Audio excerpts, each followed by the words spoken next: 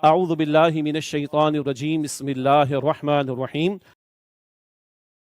الم تر الی الذین یزعمون انہم آمنوا بما انزل الیک، کیا آپ نے ان لوگوں کے حال کو نہیں دیکھا جو دعویٰ کرتے کہ وہ ایمان رکھتے ہیں اس پر جو آپ صلی اللہ علیہ وسلم کی طرف نازل فرمایا گیا، وما انزل من قبلک، اور اس پر بھی جو آپ سے پہلے نازل فرمایا گیا، یریدون ان یتحاکموا الی الطاغوت، چاہتے ہیں کہ وہ اپنے مقدمات کے فیصلے کے لیے طاغوت کے پاس جائیں، وقد امروا ان یکفروا بہ، حالانکہ انہیں حکم دیا گیا تھا کہ وہ اس طاغوت کا انکار کریں۔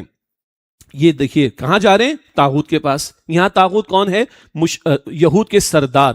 مدینہ شریف ہے، ذہن میں رکھیے گا، یہود کے قبائل موجود ہیں، یہود کے سردار موجود ہیں، وہ بھی فیصلے کیا کرتے تھے۔ تو یہ کون ہیں جو دعویٰ تو کرتے ہیں کہ آپ پر ایمان رکھتے ہیں جو نازل ہوا آپ پر، اور اس جو آپ سے پہلے یعنی مسلمان ہونے کے دعوے دار ہیں، مگر طاغوت کے پاس جاتے ہیں اپنے فیصلے لے کر، حالانکہ انہیں حکم دیا گیا تھا کہ طاغوت کا انکار کریں۔ طاغوت کا انکار، اور طاغوت کیا ہے ہم نے سمجھا البقرہ آیت نمبر 256 میں، فَمَن يَكْفُرْ بِالطَّاغُوتِ وَيُؤْمِن بِاللَّهِ فَقَدِ اسْتَمْسَكَ بِالْعُرْوَةِ الْوُثْقَىٰ، جو طاغوت کا انکار کرے اور اللہ پر ایمان رکھے وہ مضبوط سہارا تھام لے گا۔ طاغوت طغیانی سے شیطان کے لیے بھی آئے گا اور یہود کے سرداروں کے لیے بھی۔ اچھا ذہن میں رکھیے، مدینہ شریف ہے، حضور تشریف لائے ہیں، مسلمانوں کو تمکن ملا ہے۔ تمکن یہ لفظ آئے گا سورہ حج آیت نمبر 41 میں، اختیار ملا ہے، مگر ابھی دین کا غلبہ نہیں ہوا۔ دین کا غلبہ تو فتح مکہ کے بعد جا کر ہوگا۔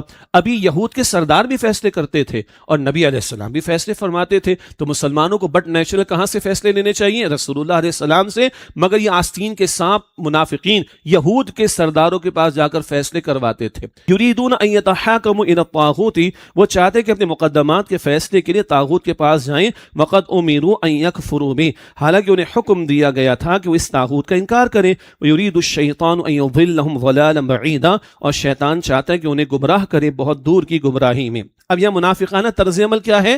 رسول اللہ کے پاس نہ جاؤ فیصلے کرانے کے لیے، اور طاغوت کے پاس جاؤ۔ تو اللہ کے رسول کا حکم چھوڑنا، اللہ کے رسول کی اطاعت نہ کرنا، یہ کس کا طرز عمل ہے؟ یہ منافقین کا طرز عمل ہے۔ سادہ سے انداز میں باتیں واضح ہو رہی، اللہ میں حضور علیہ السلام کی کامل اطاعت کی توفیق عطا فرمائے۔ وَإِذَا قِيلَ لَهُمْ تَعَالَوْا إِلَىٰ مَا أَنزَلَ اللَّهُ وَإِلَى الرَّسُولِ، اور جب ان سے کہا جاتا ہے کہ اس کلام کی طرف آؤ جو اللہ نے نازل فرمایا، اور وَإِلَى الرَّسُولِ، اور رسول علیہ السلام کی طرف آؤ۔ اللہ اکبر، اللہ ہے۔ سنت کی اہمیت آ رہی، توجہ کیجیے گا۔ اطاعت رسول کی اہمیت آ رہی، توجہ کیجیے گا۔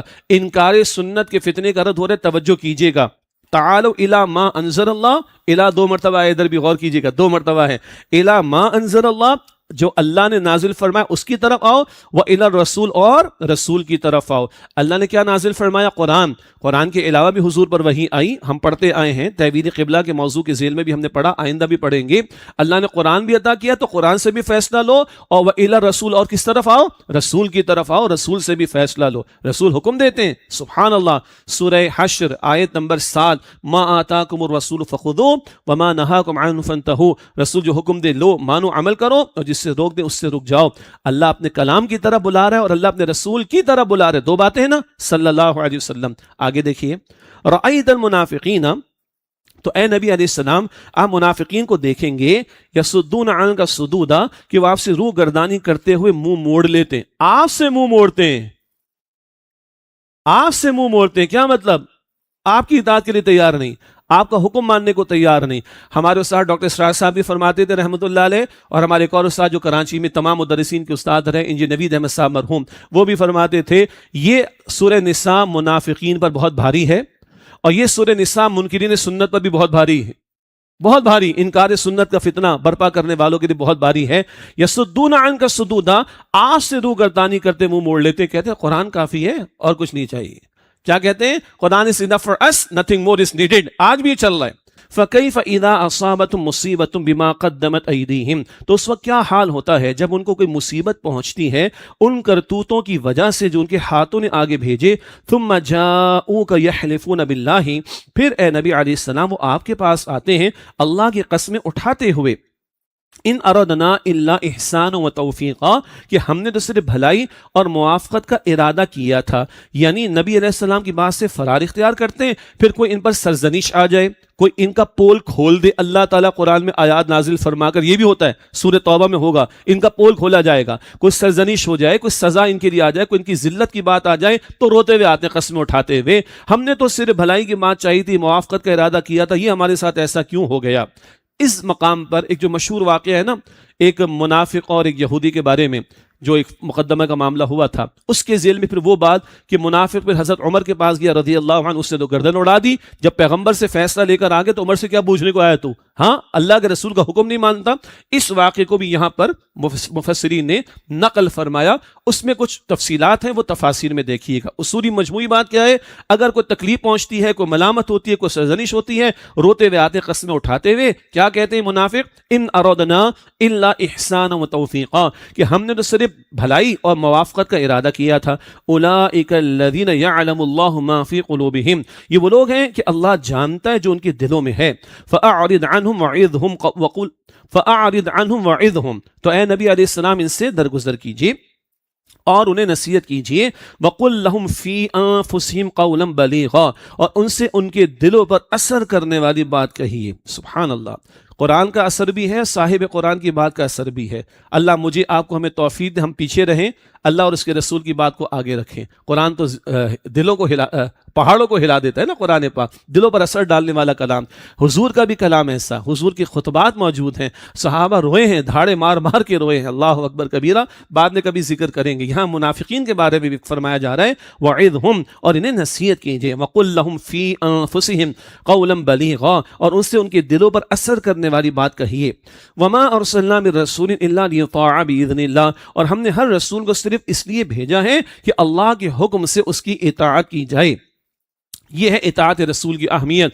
جیسے منکرین سنت کہتے رہے، کچھ اور لوگ بھی کہتے رہے بھئی پیغمبر پہنچا کے چلے کہ بات ختم ہو گئی. اچھا، پھر تم سے کیوں سنے پھر؟ Then who the hell you are to explain the Quran to us؟ ہاں، پیغمبر چلے گا، بس پیغمبر پہنچا کے چلے گا، اور کسی شے کی ضرورت نہیں ہے. تم بیٹھ کے بڑی بڑی گدیوں پر بیٹھ کر، بڑے بڑے ہالوں میں بیٹھ کے گفتگو کاہے کیوں کر رہے ہو قرآن پر؟ تمہاری کیوں سنے بھائی؟ پیغمبر کی نہ سنے، تمہاری سن لیں. How come? میں ذرا جذباتی ہوں اس معاملے کے اندر، کلیئرٹی رہے اس بارے میں. تمہیں کیوں سنے؟ تم کہہ دو پیغمبر کو نہ سنو، پیغمبر کی تشریح کی ضرورت نہیں ہے، تو تمہاری تشریح کی ضرورت کہاں سے پیش آ گئی بھائی؟ استغفر اللہ. اللہ نے صرف رسول کو اس لیے نہیں بھیجا، معاذ اللہ کے ایک ڈاکیا کے خط دے کے چلا جاتے، پرانے دور کی بات ہو گئی، آج دے کے چلے گا بک. نہ نہ نہ، اللہ نے 23 سال میں نازل کی نا کتاب. 23 سال ہی نبوی زندگی ہے آغاز وحی کے بعد، تو 23 برس میں پیغمبر نے قدم قدم پر بتایا کہ قرآن کی یہ آیت آئی، اس کا یہ مفہوم ہے، قرآن نے یہ تقاضا کیا، اس کی عملی ڈیمونسٹریشن ہے، قرآن نے یہ حکم دیا، یہ اس کی عملی شکل ہے. 23 برس. اللہ اکبر. کانا خلق القرآن. ام عائشہ رضی اللہ تعالی عنہ فرماتی ہے حضور کے اخلاق کیا ہیں؟ چلتا پھرتا قرآن ہے حضور علیہ الصلوۃ والسلام. تو پیغمبر کو، ہر پیغمبر کو کیوں بھیجا؟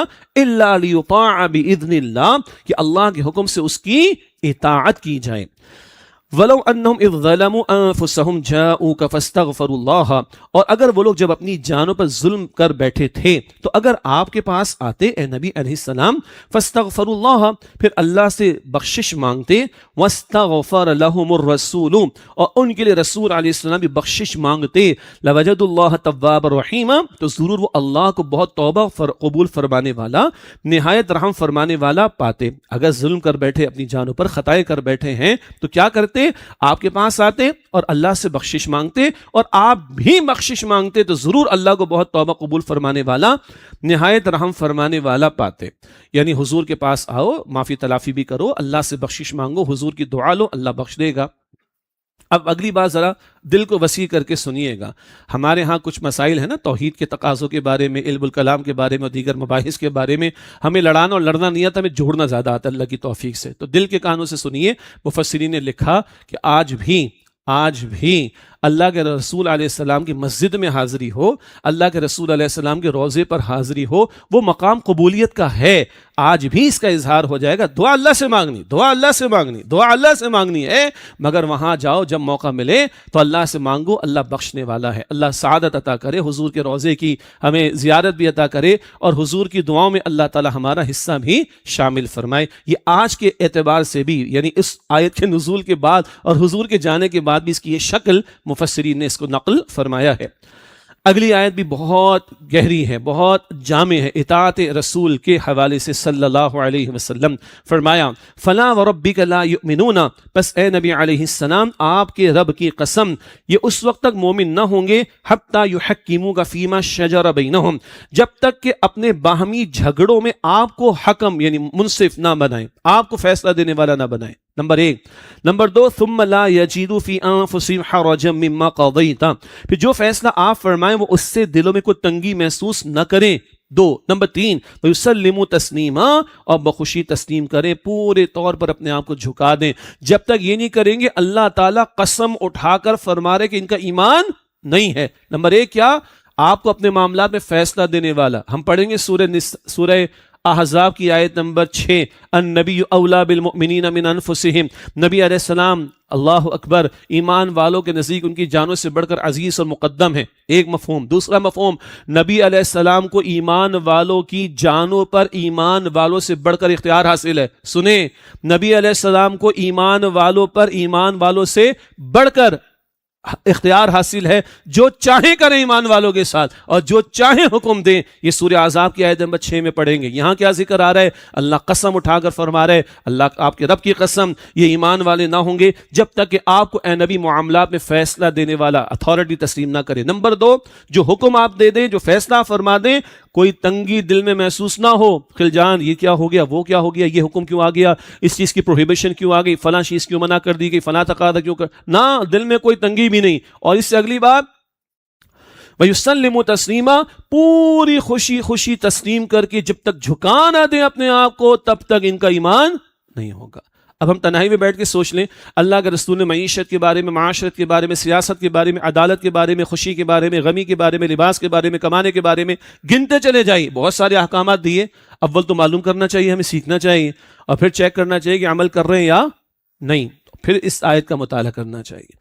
اللہ حضور کی سچی محبت بھی عطا کرے اور حضور کے احکامات کے سامنے جھکنے کی توفیق عطا فرمائے۔ فرمایا وَلَوْ أَنَّا كَتَبْنَا عَلَيْهِمْ أَنِ اقْتُلُوا أَنفُسَكُمْ، اور اگر ہم ان پر فرض کر دیتے یعنی لازم کر دیتے کہ اپنے آپ کو قتل کرو، یا مراد اپنوں کو قتل کرو، أَوِ اخْرُجُوا مِنْ دِيَارِكُمْ، یا اپنے گھروں سے نکل جاؤ، مَا فَعَلُوا اب اخرجوا من دیارکم، یا اپنے گھروں سے نکل جاؤ، ما فعلوه الا قلیل منہم، تو ان میں سے بہت تھوڑے لوگ اس پر عمل کرتے۔ بنی اسرائیل یاد آیا جنہوں نے شرک کیا تھا، قتل کروایا گیا نا، اور ہر قبیلے کے افراد نے اپنے قبیلے کے مشرک لوگوں کو قتل کیا۔ کتنا بھاری حکم تھا، اگر ان کو کہا جا رہا ہے، ان کو ایسا حکم دیا جاتا ما فعلوه الا قلیل منہم، تو ان میں سے بہت تھوڑے لوگ اس پر عمل کرتے۔ ولو انہم فعلوا ما یوعظون به، اور اگر وہ ایسا کرتے جس کی انہیں نصیحت کی جاتی ہے، لکان خیرا لہم، تو یہ ان کے حق میں بہتر ہوتا، واشد تثبیتا، اور اللہ کے احکام پر خوب ثابت قدمی کا باعث ہوتا۔ پیغمبر کی مانے جاؤ، اللہ تمہیں بھلائی بھی عطا کرے گا، پیغمبر کی مانے جاؤ، اللہ تمہیں ثابت قدمی بھی عطا فرمائے گا۔ وَإِذًا لَآتَيْنَاهُم مِّن لَّدُنَّا أَجْرًا عَظِيمًا، اور اس صورت میں یقیناً ہم انہیں اپنے پاس سے اجر عظیم عطا فرماتے۔ وَلَهَدَيْنَاهُمْ صِرَاطًا مُسْتَقِيمًا، اور یقیناً ہم انہیں سیدھے راستے کی طرف ہدایت عطا فرماتے۔ اور ہدایت کا آخری درجہ کیا ہے؟ سیدھے راستے پر چلا کر منزل مقصود تک اللہ تعالیٰ پہنچا دے۔ اللہم اہدنا الصراط المستقیم، اللہ ہمیں سیدھے راستے پر چلا دے۔ اگلی آیت، اس کا حوالہ پہلے آ چکا ہے۔ انعام یافتہ لوگ کون ہیں؟ سورہ فاتحہ انعمت علیہم، اب اس کی تشریح یہاں کون ہے انعام یافتہ لوگ؟ 4 گروہوں کا ذکر آ رہا ہے۔ فرمایا وَمَن يُطِعِ اللَّهَ وَالرَّسُولَ، اور جو اللہ اور رسول علیہ السلام کی اطاعت کرتے ہیں، اللہ اور رسول کی اطاعت یہ ذہن میں رہے۔ فَأُولَئِكَ مَعَ الَّذِينَ أَنْعَمَ اللَّهُ عَلَيْهِمْ، تو وہ ان کے ساتھ ہوں گے جن پر اللہ نے انعام فرمایا۔ کن پر انعام فرمایا؟ من النبیین والصدیقین والشہداء والصالحین، یعنی انبیاء اور صدیقین اور شہداء اور صالحین، یہ 4 گروہ ہیں۔ پہلا دروازہ بند ہو چکا، نبوت کا دروازہ نبی مکرم علیہ السلام پر بند ہو گیا، آپ اللہ کے آخری رسول ہیں۔ باقی صدیقین، شہداء، صالحین، یہ 3 گروہ اور ہیں، نیک لوگ ہیں، صالحین۔ بعض میں غور و فکر کا پہلو نسبتاً زیادہ ہوتا ہے، گو کہ وہ محنت بھی کرتے ہیں، وہ ذرا صدیق مزاج ہوتے ہیں، اور بعض میں حرکت کا پہلو زیادہ ہوتا ہے، تحرک زیادہ ہوتا ہے، گو کہ وہ غور و فکر کرنے والے بھی ہو سکتے ہیں، مگر وہ محنت کرنا جان کو کھپانا یہ مزاج زیادہ ہوتا ہے وہ شہید مزاج کہلاتے ہیں. بس اتنی تشریح کفایت کرے گی. مزید تفصیلات ہمارے استاد ڈاکٹر اسرار صاحب کے دروس میں آپ تفصیل سے سن سکتے ہیں انشاءاللہ. بہرحال انبیاء، صدیقین، شہداء، صالحین وحسن اولئک رفیقا، اور یہ کیا ہی اچھے ساتھی ہیں. ذالک الفضل من اللہ، یہ فضل اللہ کی طرف سے ہے. وکفی باللہ علیما، اور اللہ خوب جاننے والا ہے. وآخر دعوانا ان الحمد للہ رب العالمین، والسلام علیکم ورحمۃ اللہ وبرکاتہ.